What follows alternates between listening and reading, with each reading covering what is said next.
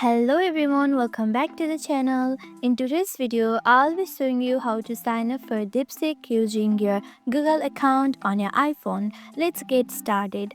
First, go ahead and open the Deepseek app on your phone.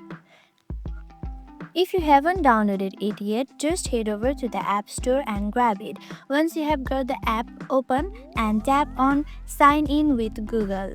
You'll also see options Sign in with Apple and Login. Once you have created your account, you can simply log in by typing your email and password. But for now, let's sign in with Google. And tap on your Gmail account, simply like this. Now, tap on Continue. Once you have signed in with your Google account, Deepseek will automatically create your new account. You are all set and ready to start using the app.